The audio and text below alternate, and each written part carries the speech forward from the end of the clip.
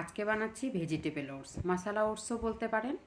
তো যারা ওটস খেতে ভালোবাসেন না, এইভাবে অবশ্যই রান্না করে দেখুন। তো এই ওটসটা রান্না করার জন্য প্রথমে আমি কিছু ভেজিটেবল নিয়ে নিচ্ছি।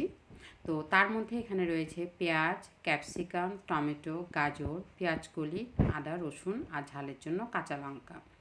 তো প্রথমে আমি আদা, রসুন সমস্ত সবজিগুলোকে কেটে জলের মধ্যে ভিজিয়ে দিচ্ছি। টমেটোর অবশ্যই বীজগুলো ফেলে দেব। আমি এখানে পেঁয়াজ কলি নিয়েছি, আপনারা চাইলে নাও নিতে পারেন। তো সবজিগুলো ভালো মতো করে ধুয়ে নিয়ে আসলাম। এখন সমস্ত সবজিগুলো কুচো কুচো করে কেটে নেব।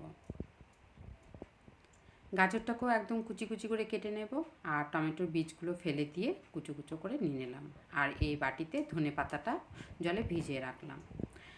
গ্যাসে প্যান বসিয়ে দিয়ে দিলাম সাদা তেল। আমি এখানে রাইস ব্র্যান্ড অয়েল ইউজ করছি, আপনারা ইচ্ছা মতন ইউজ করতে পারেন, তবে সর্ষের তেলটা ইউজ করবেন না। তেলটা গরম হয়ে গেলে এর মধ্যে সাদা জিরে ফোড়ন দিয়ে আদা রসুন কুচোটা দিয়ে দিলাম।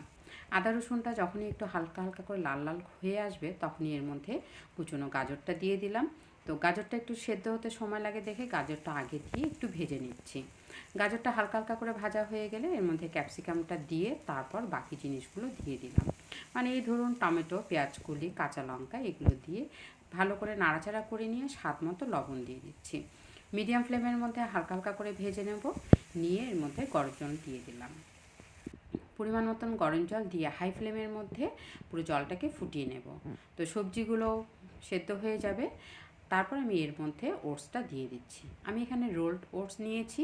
তো ওটসটা দিয়ে আবারও কিছুক্ষণ একটু নাড়াচাড়া করে নেব। জলটা শুকিয়ে আসবে, তখন এর মধ্যে ওপর থেকে গরম মশলা গুঁড়ো ছড়িয়ে দিচ্ছি। ছড়িয়ে দিয়ে আবারও একটু ভালো করে নাড়াচাড়া করে নিয়ে ঢেকে কিছুক্ষণ রেখে দেবো, এই ধরুন 5 মিনিটের জন্য। ব্যাস 5 মিনিট পর জলটা আর একটু শুকিয়ে যাবে আর ওটসটা একটু ঝরঝরে হয়ে যাবে। তো এখন আমি এটাকে পরিবেশন করে দিচ্ছি। তো পরিবেশন করে দেওয়ার পর যদি টমেটোকেও পছন্দ করেন টমেটো সস, তাহলে দিতে পারেন। আমি এখানে টমেটো সস আর ধনেপাতা দিয়ে ছড়িয়ে পরিবেশন করে দিচ্ছি। ভালো লাগলে অবশ্যই ভিডিওটিকে লাইক করে দিন।